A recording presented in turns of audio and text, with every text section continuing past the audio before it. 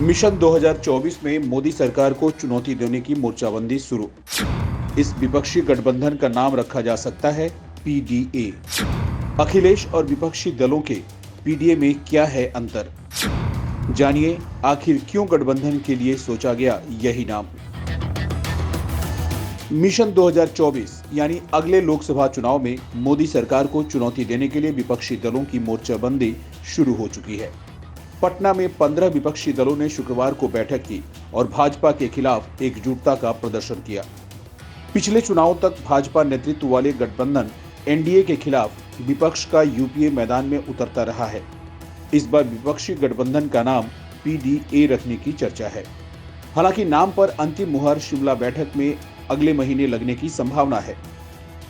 इससे पहले यूपी में अखिलेश यादव भी पीडीए के नाम से गठबंधन बनाकर भाजपा के खिलाफ अपनी मुहिम को तेज कर चुके हैं।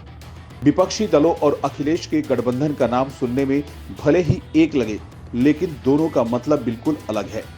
अखिलेश ने पी से पिछड़ा, डी से दलित और ए से अल्पसंख्यक को अपने साथ जोड़ने की बात कहते हुए पीडीए बनाया है, जबकि विपक्षी दलों के पीडीए का मतलब है पैट्रियोटिक डेमोक्रेटिक अलायंस। इसे हिंदी में देशभक्त लोकतांत्रिक गठबंधन कहेंगे। इस नाम के पीछे भी खास रणनीति है। विपक्षी दलों का पिछले 9 सालों से केंद्र की मोदी सरकार पर सबसे बड़ा आरोप यही है कि वह तानाशाही कर रही है।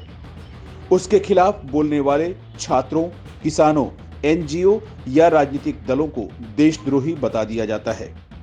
विपक्ष यह भी कहता रहा है कि इस सरकार में लोकतंत्र और देश का संविधान खतरे में है। सार्वजनिक और लोकतांत्रिक संस्थाओं को बर्बाद किया जा रहा है। इन्हीं आरोपों का जवाब देने के लिए विपक्षी दलों ने देशभक्त लोकतांत्रिक गठबंधन यानी पीडीए नाम देने का फैसला किया है। ऐसे में उनके गठबंधन में ही नहीं, उनके नाम में भी लोकतंत्र और देशभक्ति दोनों की झलक दिखाई देगी। विपक्षी दलों का मानना है कि भाजपा की तरफ से किसी को भी देशद्रोही कह देने का भी जवाब मिल जाएगा। पिछले 9 सालों में यह विपक्षी दलों की सबसे बड़ी बैठक थी। इसमें बंगाल की सीएम ममता बनर्जी, तमिलनाडु के सीएम एमके स्टालिन, झारखंड के सीएम हेमंत सोरेन और दिल्ली के सीएम अरविंद केजरीवाल भी पहुंचे थे। इसके अलावा कांग्रेस के राहुल गांधी, सपा प्रमुख अखिलेश यादव, एनसीपी प्रमुख शरद यादव ने भी शिरकत की थी। हालांकि बैठक के पीछे राजद प्रमुख लालू प्रसाद यादव की भूमिका सबसे बड़ी मानी जा रही है। बैठक के बाद हुई प्रेस कॉन्फ्रेंस को भी सबसे पहले नीतीश और सबसे अंत में लालू ने संबोधित किया था।